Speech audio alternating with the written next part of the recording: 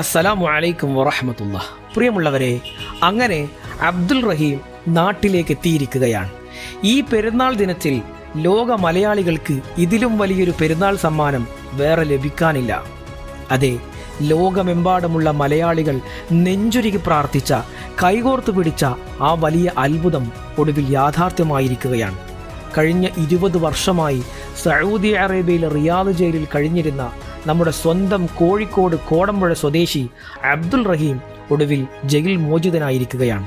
ഇതാ ഇന്ന് പെരുന്നാൾ പുലരിയിൽ ജന്മനാട്ടിൽ തിരിച്ചെത്തിയിരിക്കുകയാണ്. പെരുന്നാൾ നമസ്കാരത്തിൻ്റെ തക്ബീർ ധ്വനികൾക്കൊപ്പം കോഴിക്കോട് കരിപ്പൂർ വിമാനത്താവളത്തിലേക്ക് റഹീം പറന്നിറങ്ങുമ്പോൾ അത് പ്രവാസ ലോകത്തിൻ്റെ ചരിത്രത്തിലെ ഏറ്റവും വലിയൊരു നിയമ പോരാട്ടത്തിൻ്റെയും മനുഷ്യസ്നേഹത്തിൻ്റെയും വിജയമാണ്.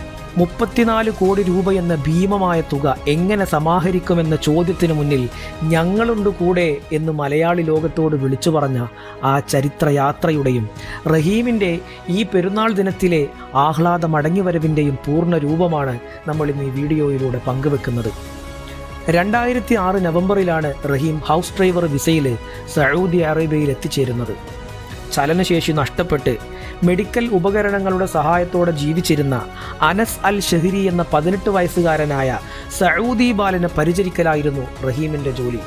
എന്നാൽ സൗദിയിലെത്തി കൃത്യം 1 മാസം തികയുന്നതിനിടെ 2006 ഡിസംബർ മാസത്തിൽ നിർഭാഗ്യകരമായ ആ സംഭവം നടന്നു. കാറിൽ യാത്ര ചെയ്യുമ്പോൾ കുട്ടി പ്രകോപിതനാവുകയും അത് തടയാൻ റഹീം കൈ ഉയർത്തിയപ്പോൾ അബദ്ധത്തിൽ കുട്ടിയുടെ കഴുത്തിൽ ഘടിപ്പിച്ചിരുന്ന മെഡിക്കൽ ഉപകരണത്തിൽ കൈ തട്ടുകയുമായിരുന്നു. കുട്ടി മരണപ്പെട്ടതോടെ മനഃപൂർവ്വമല്ലാതെ സംഭവിച്ച ഒരു അബദ്ധം റഹീമിനെ എത്തിച്ചത് വധശിക്ഷയുടെ നിഴലിലായിരുന്നു. വർഷങ്ങൾ നീണ്ട കോടതി നടപടികൾക്കൊടുവിൽ റഹീമിന് വധശിക്ഷ വിധിക്കപ്പെട്ടുവെങ്കിലും കൊല്ലപ്പെട്ട കുട്ടിയുടെ കുടുംബം 34 കോടി രൂപ നൽകിയാൽ മാപ്പ് നൽകാം എന്ന് സമ്മതിച്ചു. ഒരു സാധാരണ കുടുംബത്തിന് ചിന്തിക്കാൻ പോലുമാകാത്ത ഈ തുകക്കായി ലോകമെമ്പാടുമുള്ള മലയാളികൾ ഒത്തുചേർന്നു. റഹീം ലീഗൽ സഹായ സമിതിയുടെ നേതൃത്വത്തിൽ രൂപീകരിച്ച ആപ്പ് വഴി വെറും ദിവസങ്ങൾക്കുള്ളിലാണ് ആ 34 കോടി രൂപ സമാഹരിച്ചത്. ലോകത്തെ മുഴുവനും അത്ഭുതപ്പെടുത്തിയ നിമിഷമായിരുന്നു അത്. നിയമപരമായ ഒട്ടനവധി കടമ്പകൾക്കൊടുവിൽ സമാഹരിച്ച തുക സൗദി കോടതിക്ക് കൈമാറുകയും റഹീമിൻ്റെ മോചന ഉത്തരവ് പിന്നീട് വരികയും ചെയ്തു. സൗദി അറേബ്യ വിടുന്നതിനുള്ള ഫൈനൽ എക്സിറ്റ് വിസയും റഹീമിന് ലഭ്യമായി. റിയാദ് ജയിലിൽ നിന്നും നടപടിക്രമങ്ങൾ പൂർത്തിയാക്കി നേരിട്ട് വിമാനത്താവളത്തിൽ എത്തിയ റഹീം ഇക്കഴിഞ്ഞ രാത്രിയിലാണ് ഇന്ത്യയിലേക്കുള്ള വിമാനത്തിൽ കയറിയത്. 20 വർഷമായി കണ്ണീരോടെ പ്രാർത്ഥനയോടെ കാത്തിരുന്ന ഉമ്മയുടെയും കുടുംബത്തിൻ്റെയും അടുത്തേക്ക് പെരുന്നാൾ വസ്ത്രങ്ങൾ അണിഞ്ഞ് റഹീം നടന്നു കയറുമ്പോൾ കണ്ടു നിന്നവരുടെ കണ്ണുകളെല്ലാം ഈറനണിഞ്ഞു. റഹീമിൻ്റെ കുടുംബത്തിന് ഇതിലും വലിയൊരു പെരുന്നാൾ മധുരം ഇനി ഈ ജന്മത്തിൽ ഒരിക്കലും കിട്ടാനില്ല. 20 വർഷത്തെ കണ്ണുനീരിനും ഇരുട്ടറയിലെ ജീവിതത്തിനും ഒടുവിൽ റഹീം പ്രകാശത്തിലേക്ക് മടങ്ങിയെത്തിയിരിക്കുകയാണ്. ഈ മോചനം കേവലം ഒരാളുടെ മാത്രം വിജയമല്ല, മറിച്ച് ലോകമെമ്പാടുമുള്ള മലയാളികളുടെ നന്മയുടെയും കാരുണ്യത്തിൻ്റെയും വിജയമാണ്.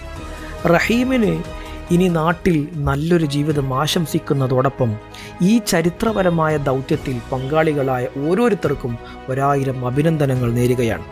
ദീർഘനാളത്തെ കഠിനാധ്വാനത്തിൻ്റെയും പ്രാർത്ഥനകളുടെയും ഒടുവിൽ റഹീമിൻ്റെ കുടുംബത്തിന് ലഭിച്ച ഈ വലിയ റിസൾട്ടിനെ കുറിച്ച് വിശുദ്ധ ഖുർആൻ നമ്മെ ഓർമ്മിപ്പിക്കുന്ന ഒരു വലിയ കാര്യമുണ്ട്.